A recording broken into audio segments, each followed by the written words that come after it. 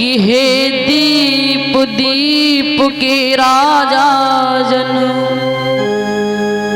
हम किसे कहें बलशाली हो, हमको तो ये विश्वास हुआ कि पृथ्वी वीरों से खाली, और पहले ख्यालों होता ऐसा तो ये बेवशी नहीं होती, हम करते नहीं प्रतिज्ञाएं और हमारी हंसी नहीं होती। अब तोड़े अपने प्रण को हम तो धर्म हानि और लज्जा है, हर पुत्री को कुंवारा रखना है, क्या करें हमारा बस क्या है। और कहा सुनो कि आसरा छोड़ प्रस्थान करो, और दुख दिया हमें ये दाता ने, और सीता सुकुमारी का विवाह और लिखा ही नहीं विधाता ने।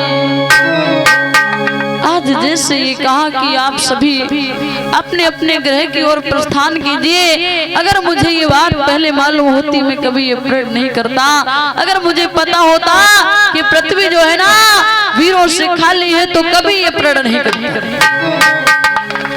इतने शब्दों को वहीं बैठे लखनलाल ने सुना।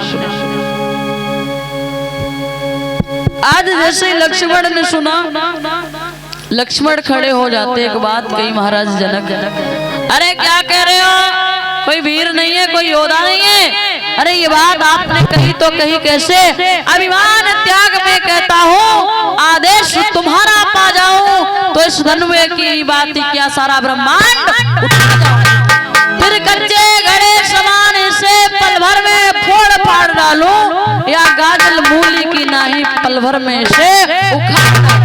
क्या कर रहे हो और क्या कह रहे हो कि कोई वीर नहीं है, कोई योद्धा नहीं है। अरे ये बात आपने कही तो कही कैसे। उसी समय विश्वामित्र कहने लगे हैं, राम लक्ष्मण से कहो बैठ जाए। लखन से कहा भगवान श्री राम ने, लक्ष्मण बैठ जाओ तो। और भगवान श्री राम से विश्वामित्र बोले हैं कि हे राम अब तुम उठो। खड़े हो जाते हैं भगवान श्री राम और एक बात कही है, उठहु राम भंजऊ भव चापा, मेटहु तात जनक परिताप। हे राम तुम खड़े हो जाओ और महाराज जनक के प्रताप को दूर करो। भगवान श्री राम खड़े हुए और इतनी जल्दी में है कि गुरु परिणाम मन ही मन की ना, अति लाघव उठाए धनो लीना। मन ही मन में अपने गुरु को प्रणाम किया और उस धनुष को उठाया तो उठाते तो सबने देखा, लेकिन बताया फिर पता नहीं कब झुका धनुष।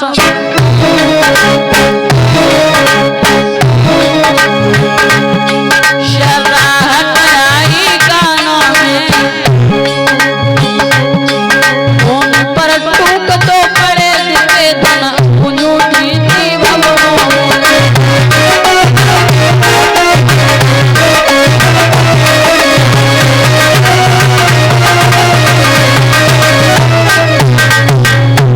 उठाते सबने देखा, लेकिन कब दो टुकड़ों में नजर आया किसी ने भी नहीं जान पाया। फिर पता नहीं कब झुका धनुष, शर्राहट आई कानों में,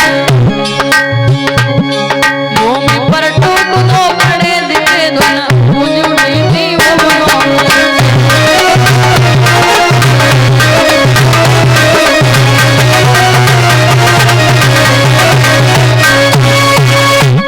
उठाते तो सबने देखा, लेकिन कब दो टुकड़ों में नजर आया किसी ने भी नहीं जान पाया।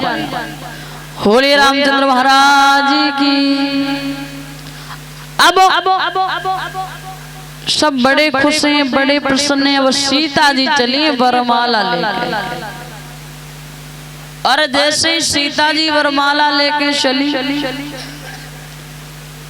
पास में पहुंची तो सीता जी हैं छोटी, भगवान श्री राम हैं लंबे। अब सीता जी नहीं पहुंच पा रही।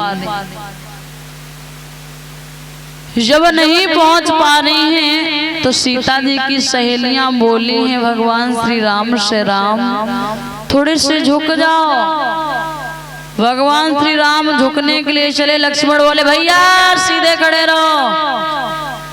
अरे पहली बार ससुराल में आए और पहली बार में अगर भाभी के सामने झुक गए ना तो सारे जीवन झुकना पड़ेगा।